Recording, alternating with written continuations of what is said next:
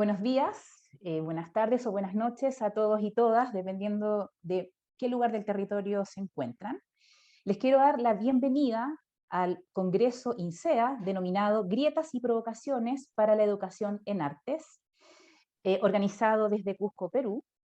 Y en esta ocasión, con mucho orgullo, les quiero presentar a quien me acompaña, que es una de las eminencias en investigación en educación artística, la doctora Ana May Barbosa. Ana May, bienvenida.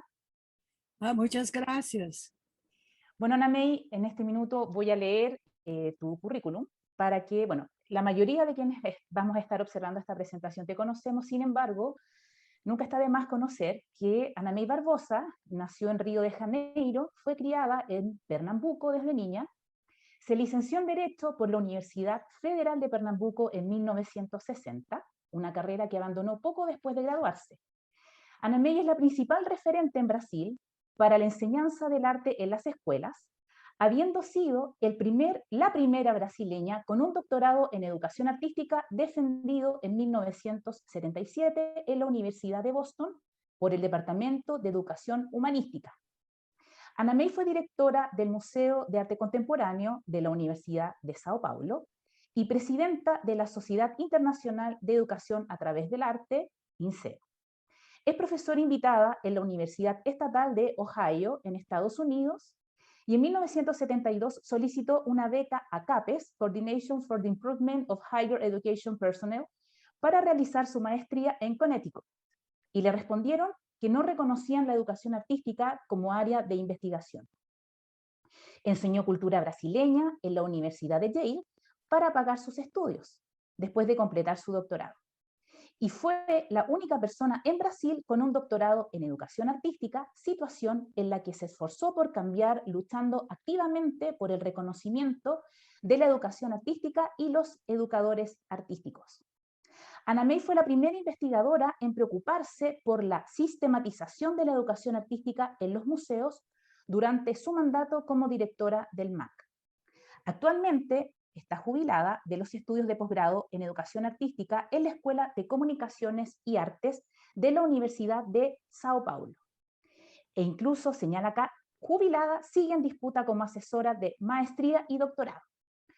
Ana May es autora de varios libros y artículos fundamentales para el estudio en esta área y hoy es la principal referencia en la educación artística de Brasil, Latinoamérica y el mundo.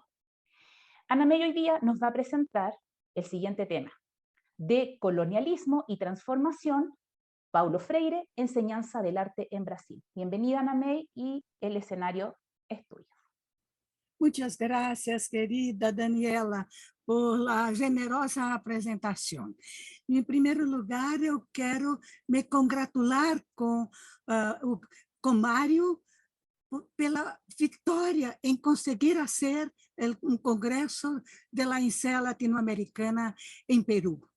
Agradeço muito aos três, ao Mário, a Fernando e a Miriam, que é brasileira, haverem me convidado para esta palestra, esta fala. Comemoramos este ano os 100 anos de Paulo Freire. Decidi conversar com vocês sobre a importância de Paulo Freire na arte e educação do Brasil. Em primeiro lugar, que hago a diferença, porque todos os países latino-americanos chamam educação artística, nós outros em Brasil denominamos arte e educação. Às vezes, as duas palavras separadas, às vezes com o hífen, com um traço, e outras vezes com a barra. É uma questão histórica. Começamos a chamar em 1948, quando começou a educação, a arte e educação moderna em Brasil. Depois, cambiaram, a ditadura militar cambiou a designação, a nomenclatura para a educação artística. Nós, depois da ditadura, ha sido um ato de resistência, volver à maneira como chamávamos antes nossa área de estudos.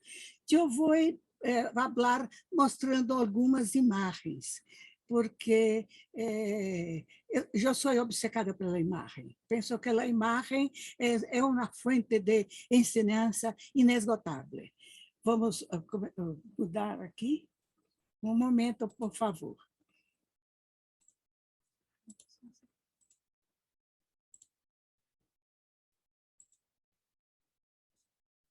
Isso, né?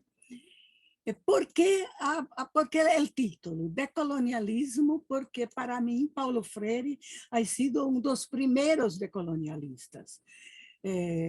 A decolonização de Paulo Freire se baseia em reflexões sobre a relação entre o opressor e o oprimido.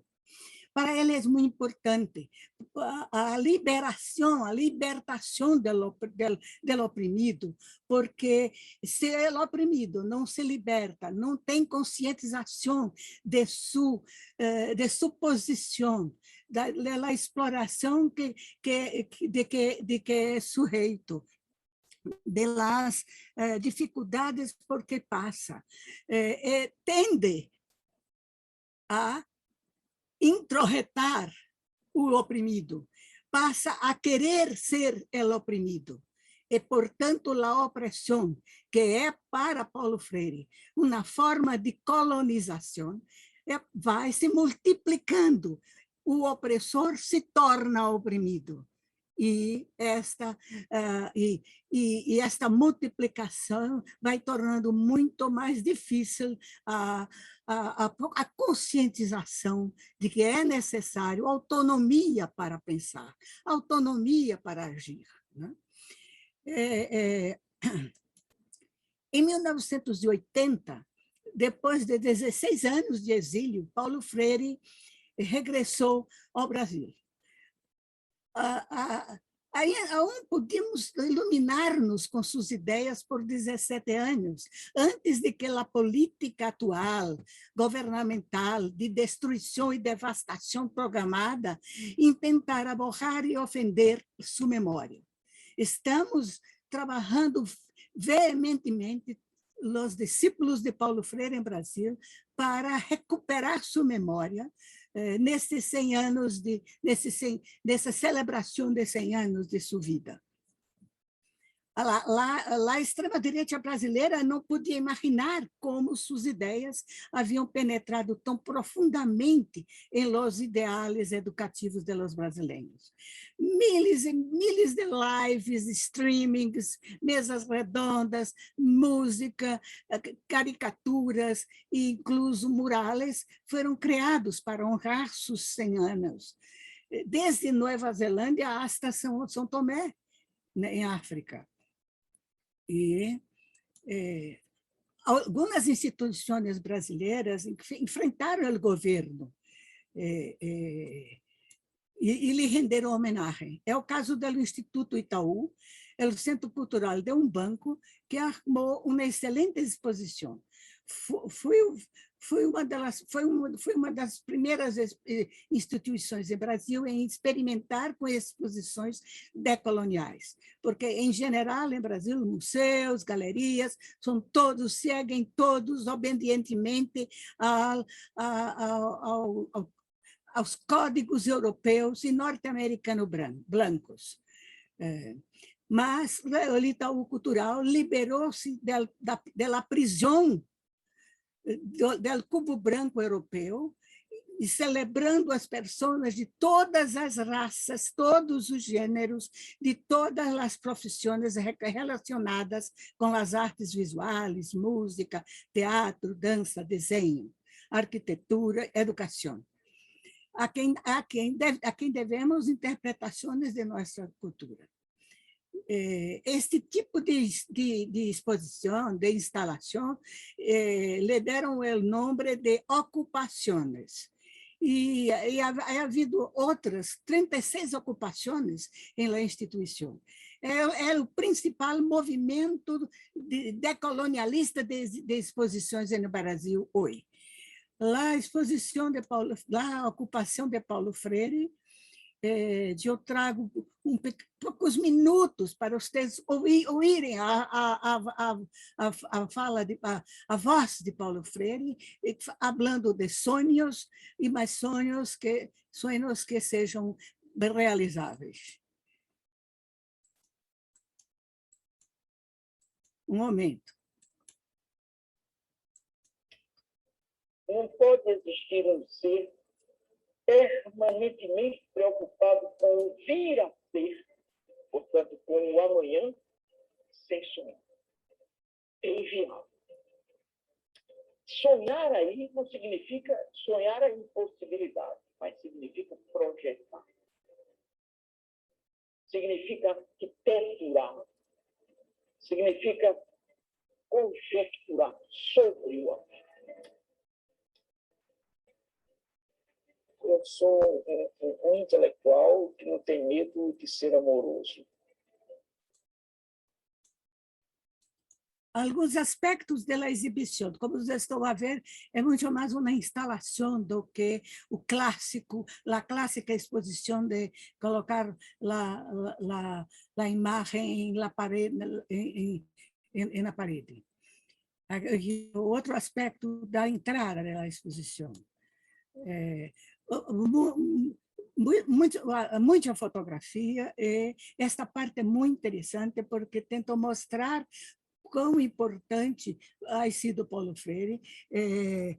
Havia no piso círculos das mesmas cores da pantalla, e você pisava nesse círculo colorido, começavam a passar aqui primeiro os títulos de doutor honoris causa que ele ha recebido, as suas homenagens que ele ha feito, as pesquisas que ha feito, e sua trajetória por final. Alguns aspectos ainda. Neste vídeo, Paulo Freire nos conta uma coisa muito interessante. O primeiro lugar onde ele se exilou ha sido Chile, onde ele ha sido muito bem recebido. Mas ele conta como aprendeu, como foi aprendendo a cultura chilena. E como um dia ele estava a conversar com um colega de faculdade, de universidade, e colocou as mãos em seus ombros.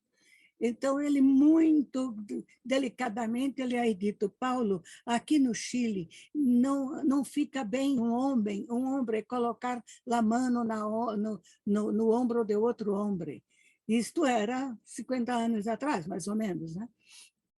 E Paulo Freire imediatamente ha entendido, mas vai ficar pensando, mas como? Por que um mero gesto de afeto, como pode ser levado a mal um mero gesto de afeto? Poucos anos depois, ele na Tanzânia sai de uma classe na universidade com um colega. E o colega segura sua mão, toma sua mão e sai com ele andando pelo campus da universidade com as mãos dadas, as mãos juntas. Ele começou a se sentir mal, pensando, se alguém de Recife, se alguém de Pernambuco me vê andando com este homem dando as mãos, o que vão pensar? Ele lembrou-se imediatamente do Chile. Como é interessante que nós tenhamos dificuldade em reconhecer nossos próprios prejudícios, nossas próprias atitudes colonizadoras, o julgamento orientado por preconceitos, né? Então, é muito interessante como ele mostra que, ao errar, ele aprendeu. Ao errar e julgar, julgar mal um preconceito da sociedade, ele repetiu esse mesmo preconceito da sociedade. Eu fui aluna de Paulo Freire e Noêmia Varela aos 18 anos de idade. Ensinei alfabetização durante 2 anos bajo a direção de Paulo Freire, alfabetização para niños e niñas de los alagados do Recife, de la zona pantanosa de Recife. Ele é Dona Noêmia Varela, que era lá arte educadora de muitos de nós e de uma pessoa muito importante em Peru, que é Miriam Montiel. Eu e Miriam tivemos a mesma madre intelectual, Noêmia Varela. Ela ha dado aula neste curso que eu fiz com Paulo Freire. E imediatamente eles me invitaram para ser uma passantia na Escolinha de Arte de Recife, que fazia parte do movimento, largo movimento de arte-educação para a expressionista, era arte-educação como livre expressão, que chegou a ter em Brasil 140 escolinhas em todas as regiões do Brasil, e 4 fora do Brasil, 2 em Argentina, uma em Paraguai, que aún funciona e muito bem, e outra em Portugal. Ele ha sido também muito importante em minha vida personal. Eu era uma estudante de Direito, e no 3º ano, mais ou menos, eu fui a ele, que também havia estudado Direito, perguntar a ele: o que pensa? Eu quero abandonar o curso de Direito. O curso de Direito era muito machista naquela época, 1955. Era muito machista.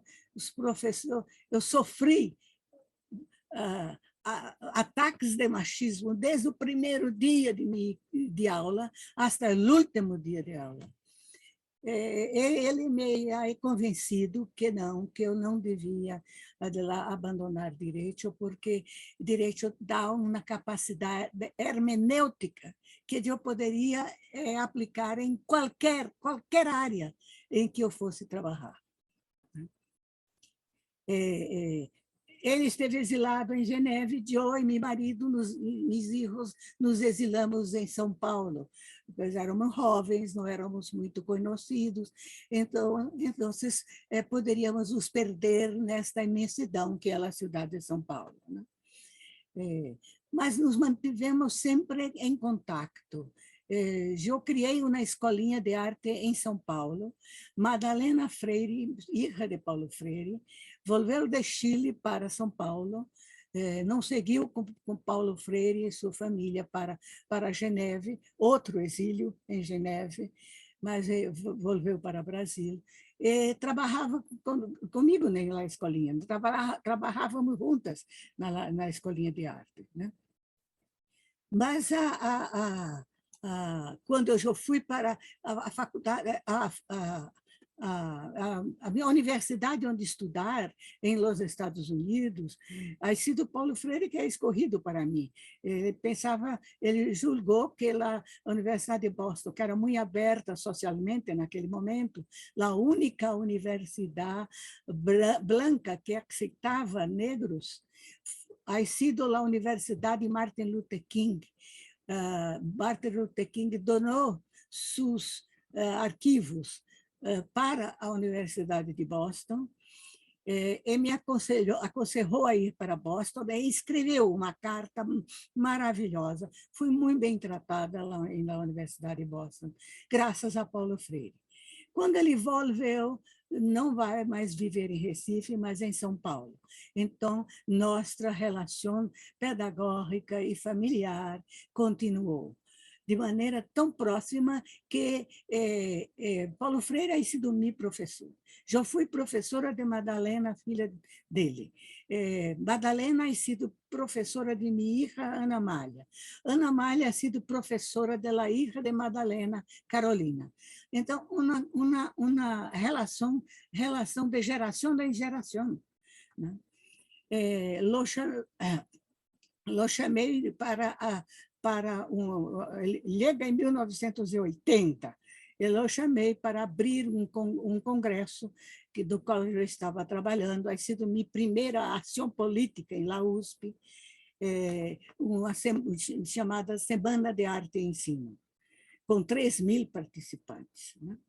Depois, 6 anos depois, eu o convidei para dar um curso de pós-grado em arte e política na Escola de Comunicações e Artes da USP. Ocorreram a este curso 120 estudantes, 120 estudantes. Obviamente, não o deixei corrigir os papers. Eu tomei para mim a obrigação de dar as notas para os estudantes.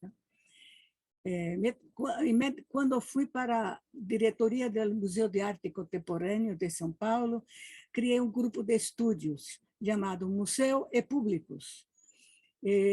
Paulo Freire foi nos dar uma aula espetacular, nos aconselhando a procurar os sindicatos para sabermos como facilitar a entrada dos operários no museu, como seduzir para entrar no museu a los operários, e nos deu muito buenos conselhos, e fizemos uma política cultural extremamente democrática e inclusive, também decolonizadora, com exibições, por exemplo, da iconografia indígena, exibições acerca da estética do candomblé, né, que é uma religião afro em Brasil, carnavalescos, levar para o museu algumas delas fantasias de carnaval e coisas como estas. E, por fim, o trabalho mais presente, mais próximo a Paulo Freire, ha sido quando ele me ha invitado para ser coordenadora do grupo de reorientação curricular no Departamento de Educação, quando Paulo Freire era secretário de Educação. Ele ha sido secretário da Secretaria de Educação da Prefeitura de São Paulo. E aonde eu pude investigar profundamente a abordagem triangular. Já teria 2 pesquisas, uma em Rio Grande do Sul, a outra no MAC. A terceira investigação, antes de publicar algo sobre a abordagem triangular, ha sido uma publicação que, em grande parte, foi pesquisada na Secretaria de Educação, com Paulo Freire nos orientando. O livro sobre a abordagem triangular, sobre a pesquisa, a investigação, eu publiquei como teses para uma categoria, um título que temos na USP, de private docente, depois, depois do doutorado. Ele fez parte da banca, foi examinador de minha tese para a livre docência, não só deu 10, deu nota 10, mas também abriu um espaço muito grande de conservação entre nós outros, porque ele se reconheceu no livro, ele se reconheceu em abordagem triangular. Aqui está ele com a Noêmia Varela, que era uma grande amiga dele, né? E para mim são meus dois grandes mestres, né? Que são, eu até costumo fazer uma brincadeira com meus amigos. Eu tenho padre e madre, eu fui órfã, não tive padre nem madre, mas padre e madre intelectuais eu tive Noêmia Varela e Paulo Freire, né? E a primeira, eles dois é que me levam para a Escolinha de Arte de Recife, que está a mesma coisa, está igualita a que quando eu estudei, quando eu sido primeiro a hecho uma pasantía, logo depois me tornado professora e depois me tornado dentro da escolinha coordenadora de pasantía universitária, porque várias universidades faziam seus estágios pedagógicos na escolinha, e eu coordenava estes estágios, né? A epistemologia de Paulo Freire se baseia na conscientização e no diálogo, que conduzem à decolonização do lío e da história. Vou dizer em português. A epistemologia de Paulo Freire se baseia na conscientização. Era a palavra que ele usava. E o diálogo que conduzem à decolonização do eu e da história. Vamos lá. Ele não escreveu sobre arte, é algo que sempre me dizem, mas deixou rastros a seguir. Lá, por exemplo, em vários de seus livros ele repete, a educação, compara a educação como arte. E diz claramente, o maestro é um artista, que não cabe a ele modelar o estudante, mas ajudá-lo a encontrar caminhos. Outra referência muito forte e constante em seus livros é falar da relação estética e ética. Ele fala também frequentemente de experiência estética. E há uma palavra que ele usa muito, que eu não consegui traduzir, porque ela não existe em português. Ele criou a palavra belezura, que vem de beleza. Mas belezura não é a qualidade de um objeto, a qualidade de uma imagem, a qualidade de uma paisagem. Belezura, para Paulo Freire, é a qualidade da experiência estética. É quando você coloca tudo aquilo que ele... sua intuição, seu raciocínio, todas as suas capacidades mentais para resolver uma questão. Esta questão pode até não ser bem resolvida, mas ha sido resolvida, dá ao sujeito que empreendeu essa experiência uma sensação de completude, de ter ido hasta onde poderia ter ido. Então, é esta experiência, é isto que ele chama de belezura. E habla muito frequentemente da belezura do ato de ensinar. Não sei, que vocês devem ter tido esta sensação várias vezes em suas vidas. Eu me recordo muito bem quando era alfabetizadora, e ele conversava comigo sobre esta sensação de belezura quando você vê que seu aluno começa a ler palavras.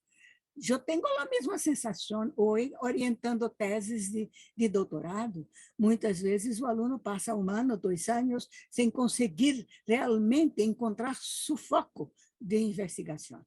Quando encontra o foco de investigação, para mim, a belezura é maior ainda do que quando ele entrega a tese. Porque encontrar o foco para investigar, cercá-lo de ideias, este é um momento realmente de descoberta da criação para o aluno. E tenho esta sensação de belezura de que ele falava. Portanto, a abordagem triangular que recomenda fazer arte, ler a imagem, contextualizar, tem uma ligação muito estreita com as ideias de Paulo Freire. Ler a imagem, a obra ou o campo de significação da arte. Para mim, eu uso isto.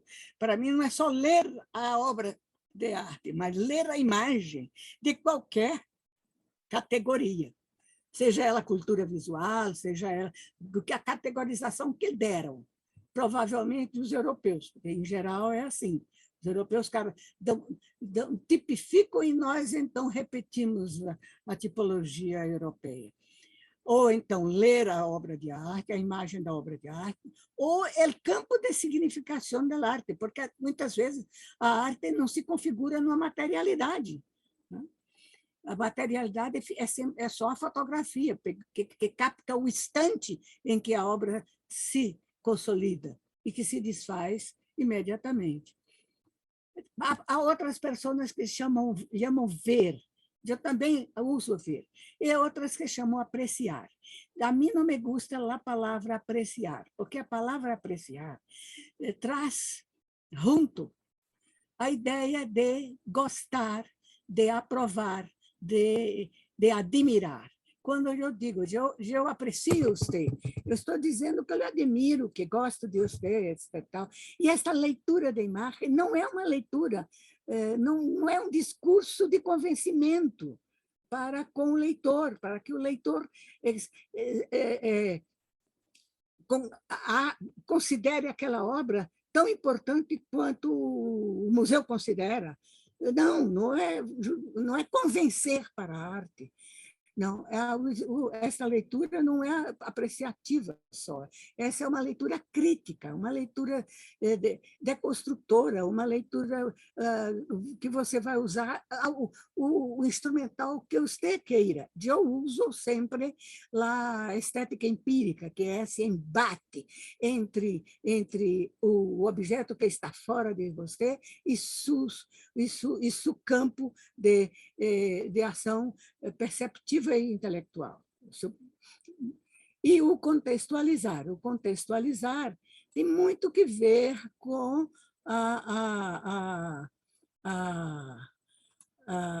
aquilo que ele chama de conscientização. Você não se conscientiza se não contextualiza. Se você não ler o seu contexto, você nem sequer sabe se posicionar em relação ao meio em que você vive, né? Então, e aqui se refere a muita coisa. A leitura de mundo, contextualizar a leitura de mundo, é a porta aberta para a interdisciplinaridade, é a porta aberta para você conhecer o meio em que a obra foi criada, conhecer o tempo em que a obra foi criada. E também contextualizar é importante em relação ao que você hace. Ao dibujo, a pintura, a instalação, a performance que os seus alunos fazem, né? O contexto interno destes alunos ao fazer arte. Contextualizar é estabelecer relações. Nesse sentido, a contextualização é processo de ensinança-aprendizagem, é a porta aberta para a interdisciplinaridade. É através da contextualização que se pode praticar a educação hacia a multiculturalidade, a ecologia, valores culturais que definem a pedagogia moderna. La contextualização é conscientização. La contextualização é a análise do campo de referência de seus estudantes. E isto Paulo Freire fazia muito bem. Nunca vi Paulo Freire dar uma aula sem antes conversar com os alunos para estabelecer qual era o campo de referência desses alunos. O curso que ele deu na USP, e que eu tive que dar com ele, embora eu tenha passado mal no dia que fui obrigada a dar a primeira aula, porque ele viajou, eu passei mal de angústia. Como eu ia? Eram 120 estudantes. Eles estavam estavam lá para Paulo Freire, não para mim. Como é que eu ia dar aula? Mas, enfim, superei e dei a aula. Mas ele só dava aula primeiro vendo qual era o campo de referência de seus alunos acerca da aula que ia dar, dos assuntos de que ia tratar, né? Isso eu acho absolutamente fundamental. Você tem que ir à raiz do conhecimento que o aluno tem para, desta raiz, espalhar o, o conhecimento, extrapolar este conhecimento. Há outras palavras também que eu acho muito fantásticas em Paulo Freire, outras interpretações. Esperança, não é a esperança de se quedar em uma sídia e ver o que ela acontece. Esperança é ação para que algo aconteça. Né? O problema da alegria, não é possível aprender sem alegria. E, por fim, uma coisa que é muito interessante aqui é a ética sempre ligada à estética, à decência e à belezura. Essa completude de ação de que ele tão bem falava. Né? Deixa eu ver aqui. Aqui eu conheci Paulo Freire mais ou menos assim, em 1955. Aqui ele já é um pouco antes de eu tê-lo conhecido, mas já era, em 49, já era importante em Recife, já começava sua investigação acerca do campo de referência dos alunos, da necessidade de ter, aqui com sua mulher, a primeira mulher, a dona Elza, a vida inteira ela chamei dona Elza, ela me mandava chamar Elza, e eu não conseguia. E tinha um amor filial por ela, mas não tinha jeito. Só aqui quando eles casaram, e aqui jamais no fim da vida dela. Aqui são as condições, para vocês terem ideia. O grande sucesso nacional de Paulo Freire foi em 1963. Ele está aqui, ó.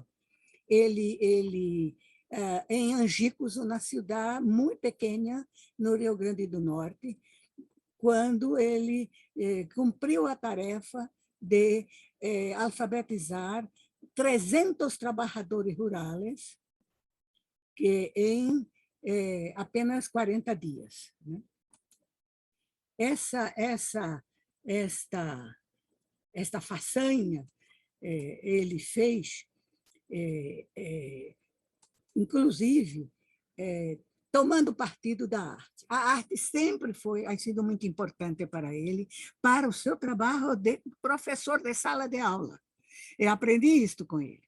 A leitura da obra de arte que eu hago é muito semelhante à sua própria leitura.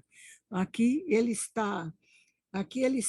pediu, para este curso que eu mostrei a foto, ele havia pedido ao artista Francisco Brenan e que fizesse uns cartões para as imagens que ele projetava, né, com slide, e para ser assunto de diálogo no círculo de leitura. Alfabetizar para ele era ampliar, fazer um aluno consciente de sua cultura e ampliar a sua cultura. Então, essas são as obras de Francisco Brenan que foram presas. As obras de arte, as pinturas han sido presas. Só muito tempo depois da ditadura foram libertadas. Aqui também, que ele usava nos círculos de leitura, também Francisco Brenan, que é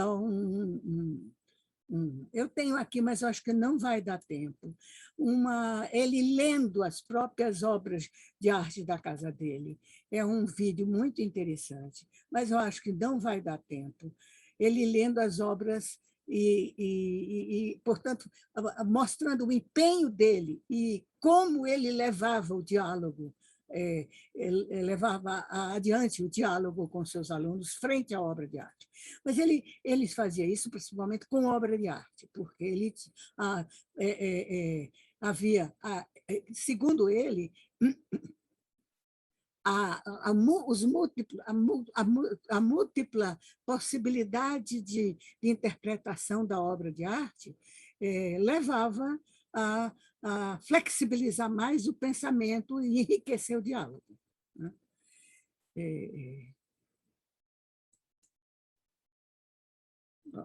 Peraí. Bom, então, terminando com essa experiência dele, de Angicos, quero mostrar quão importante era, quão importante ha sido lá a experiência de Angicos. Aqui está João Goulart, presidente da época. Aqui está Miguel Arraes, o governador de Pernambuco naquele momento. A experiência era no Rio Grande do Norte, mas os governadores da região todos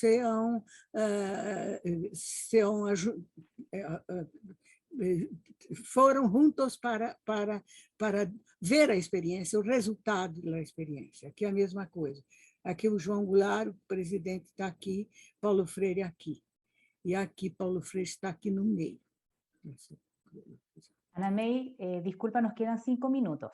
Ah, tá bom. Aqui, durante o exílio, ele se tornou um educador nômade. Então, viajando por todo o mundo, contactando com diferentes culturas, valorando diferentes culturas. Aqui está São Tomé, aqui Guiné-Bissau, aqui Fiji, Ilhas Fiji, aqui já de volta, continuou nômade, porque esta aqui é de 85, depois que veio para o Brasil, mas ele, no deserto do Quênia, se havia sídia, sentava na sídia, se não havia sídia, sentava na suela mesmo. E Joe aqui, com Madalena, sua irmã, que está aqui, em la escolinha de arte, nos enchendo de leituras que ele enviava para nós outras, para lermos e trabalharmos. Ha sido um período muito rico de conhecimento, graças ao fato de que ele tinha acesso a todos os livros que queria, vivendo em Geneve, e nos mandava esse livro. Eu visitei 2 vezes em Geneve. Aqui, de volta ao Brasil, já não havia mais a escolinha de arte, e Madalena abre com umas colegas, umas professoras muito boas, uma escola de referência em São Paulo, Escola da Vila. Então, estou aqui, essa sou eu, Paulo Freire. Nesse dia, eu convidei para abrir o congresso da ECA, aquele que teve 3.000 participantes, e ele deu a palestra inicial, que foi uma verdadeira apoteose, a palestra dele. Ele aqui, esse aqui, meu marido, ele nesse dia estava com labirintite. E pedi a meu marido para se quedar com ele na mesa, caso tivesse alguma coisa, houvesse algum problema. Aqui éramos 9 mulheres e 1 homem na organização do congresso. Aqui ele com a prefeita de São Paulo, Erundina, começando o trabalho na Secretaria de Educação, onde nós experimentamos lá a abordagem triangular, né? Mas esta aqui eu quero mostrar por último, porque aqui é o Instituto Paulo Freire, em São Paulo. Quem quiser fazer investigações sobre Paulo Freire, este é o lugar. Eles são muito atentos à obra de Paulo Freire e recebem muito bem.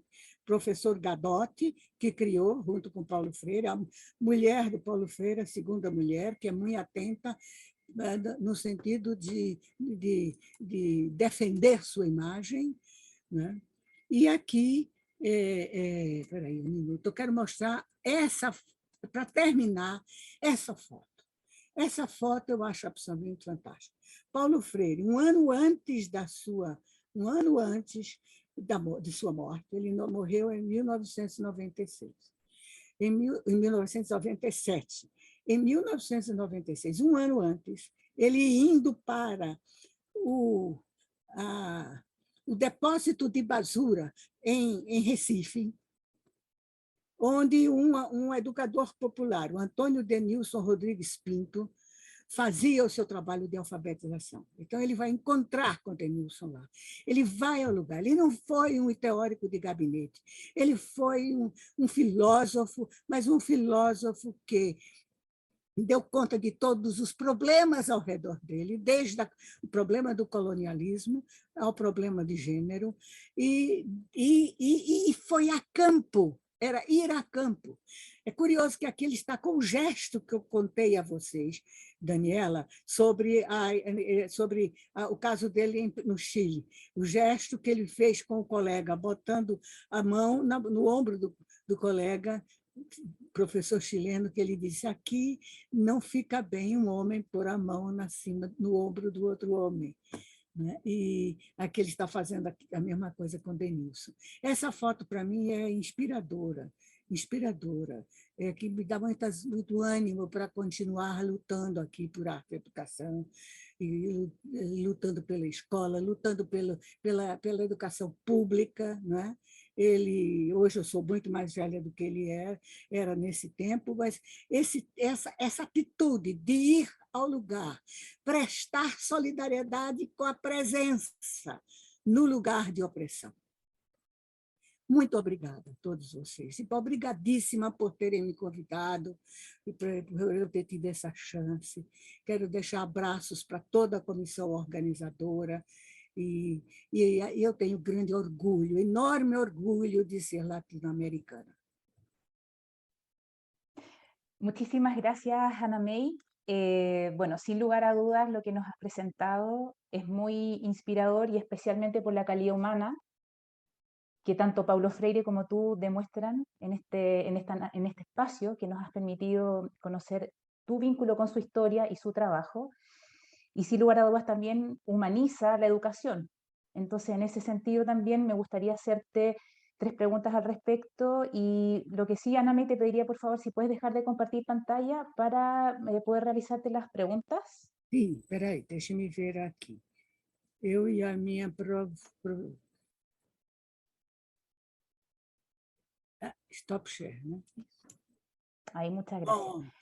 Bueno, primero, Ana May, sin lugar a dudas, lo que tú nos has contado sobre tu experiencia con Paulo Freire, no cabe duda que el proceso de liberación que él, de alguna manera, tiene como columna vertebral de su filosofía, va en contra quizás de lo que hoy día está ocurriendo a nivel latinoamericano y a nivel mundial con respecto a los niveles de desigualdad social que aún se siguen observando en las escuelas. De hecho, muchos expertos señalan que la escuela actual ofrece una sensación de falsa meritocracia y que en la práctica no promueve la movilidad social. Al respecto, Ana May, ¿crees tú que en el contexto actual funciona o encuentra cabida las ideas de Paulo Freire que tú de manera tan importante y de manera tan vehemente planteaste en tu presentación? Queremos que continue, queremos. Não continua. As manifestações em favor de Paulo Freire mostram que a juventude está extremamente mobilizada pelas ideias de Paulo Freire. Mas as dificuldades são muito grandes. Né? Neste governo, que se acaba o ano que vem, eu só espero que não continue o governo. É impossível, é totalmente impossível. Nós estamos às voltas com a total demolição do Ministério da Educação. Hasta o exame, o Enem, esse exame para entrar na universidade, 32 funcionários técnicos, gente especializada, se exoneraram, pediram demissão. Se exoneraram do instituto que faz o exame para entrada na universidade. Então, é a destruição, é a destruição. Estamos realmente dependendo muito do que do que virá, entendeu? As tendências são sempre muito... O Brasil continua muito colonial. As ideias que trazem os homens do poder pensam que se deu certo uma ensinança na Finlândia, vai dar certo em Brasil. Olvidam o contexto, né? Até o contexto climático é outro. Não olvida o contexto. Isso sempre Paulo Freire combateu muito. Eu hoje trabalho muito com as ideias decolonialistas de Paulo Freire e de Nora Merlin, uma argentina, cujo conhecimento eu devo a Victor Kohn, um grande amigo del Clea, que ha viajado para sempre. A Nora Merlin fala também muito do colonialismo inconsciente. Paulo Freire falava de que o oprimido tende a introjetar o opressor, se não se lhe desenvolve a capacidade de conscientização. Nora Merlin diz muito claramente que todos nós podemos ser vítimas do colonialismo inconsciente. Quer ver uma coisa? A abordagem triangular. A abordagem triangular é evidentemente freiriana. Acabo de receber um livro de um professor cubano que publicou um livro em que ele coloca muito bem a análise da abordagem triangular como freiriana. Não dá tempo para eu entrar nas ideias nas ideias dele, mas os espanhóis, um arte educador muito importante da Espanha, e eu tenho certeza que ele fez isto inconscientemente, porque o inconsciente funciona para o oprimido e para o opressor. O oprimido, o opressor, também incorpora o colonialismo. Muitas vezes, teoricamente, o discurso é decolonial e etc. Na hora de executar, na hora de fazer, na hora de decidir, se decide com aquela posição de séculos atrás que os colonialistas tinham. Não acredito que, no caso deste professor, tenha sido consciente. Não estou criticando no sentido de que quisesse demolir por demolir. Não, introjeta-se quando o opressor o colonizador vai analisar alguma coisa produzida pelo colonizado, a tendência é desqualificar, porque o colonizado não pode ter capacidade para isso, entendeu?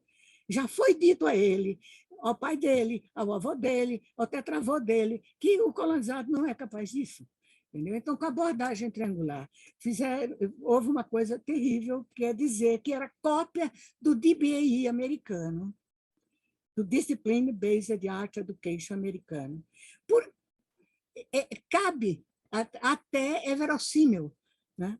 Porque eu estudei nos Estados Unidos, qualquer coisa que eu vá produzir vai ser produzido sobre a influência dos americanos. Entendeu? Essa é que é a ideia. Então, sendo latino-americana, brasileira, não podia ter tido essa ideia. A minha ideia não podia ter partido do meu país. Partiu, certamente, dos Estados Unidos, onde ela estudou. E é absolutamente o inverso, porque o DBI nomeia disciplinas: estética, crítica de arte e história da arte. A abordagem triangular faz questão, não é disciplinar, ela é processual, não é disciplinar. Entendeu? Então, isso quer dizer, outra coisa que é difícil, Paulo Freire ter penetrado na escola, um pouco difícil, porque ele foi impedido de penetrar na escola no Brasil. Porque quando ele saiu daqui, em 1963, 64, tem sucesso como alfabetizador. E, quando ele E quando chega a ditadura militar, em 1964, um ano depois do grande sucesso dele, educacional, ele vai embora. Então, essas gerações todas ficaram impedidas de ter relação. Ele era proibido, os livros dele eram proibidos nas universidades. Isso, ficaram proibidos, então, de ter esta relação com as ideias de Paulo Freire. Está vindo agora, né? Por incrível que pareça, são as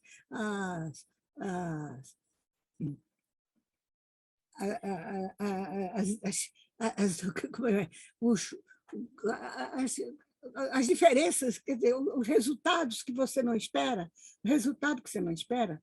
Acho que o Bolsonaro nunca imaginou que jogando chamando Paulo Freire de energúmeno, chamando essas coisas todas e desqualificando Paulo Freire, ia levantar um movimento destes, de recuperação de Paulo Freire.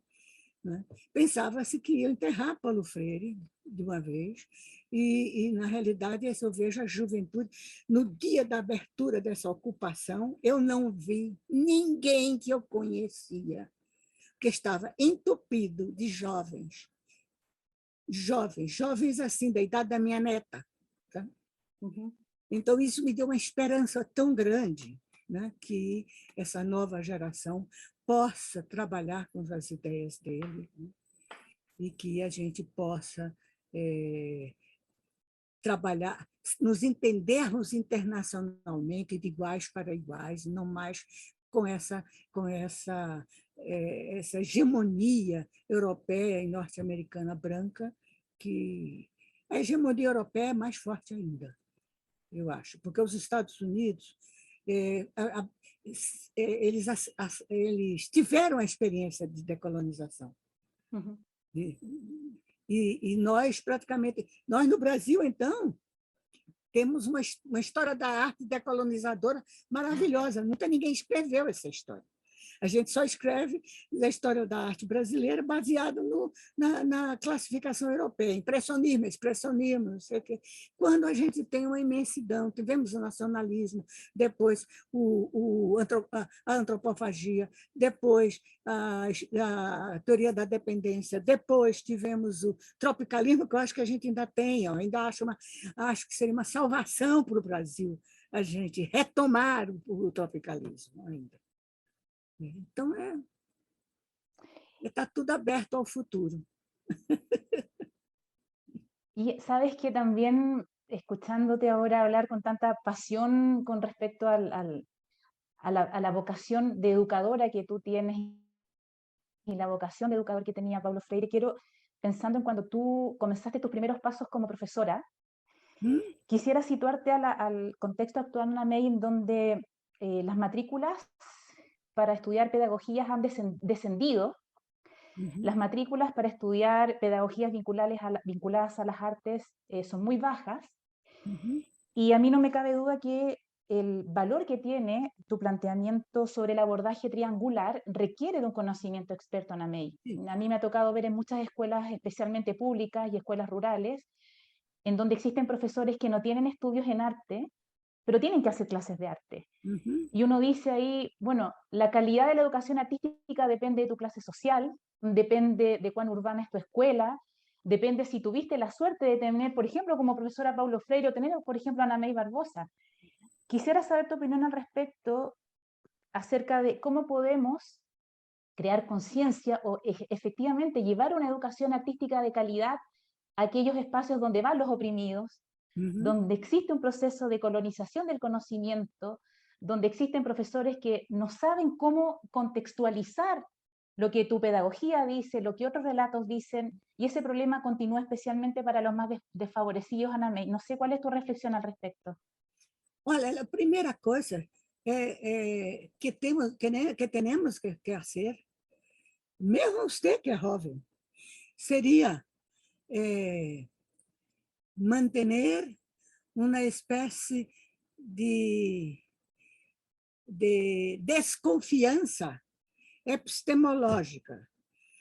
O que eu aprendi e como eu aprendi. muitas vezes eu me peguei tendo uma reação com o meu estudante e depois pensando, não está correta, essa é a reação dos meus professores. Os professores que eu tive. Eu tenho que ter outra reação, não é essa a reação. E ter que volver atrás e dialogar com o aluno. Eu acho isso muito sério. Eu tenho constante desconfiança. E muitas vezes consigo demolir. O que é meio duro, porque na minha idade, para reconstruir, não é fácil. Onde vai buscar coisas para reconstruir?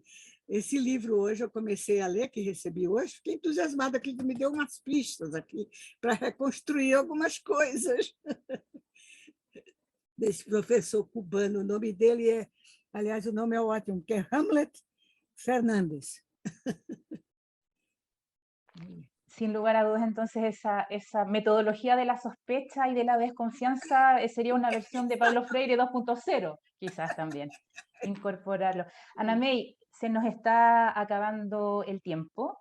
Sin lugar a dudas, las personas que nos están viendo desde todo el mundo han encontrado palabras inspiradoras en lo que tú nos comentas.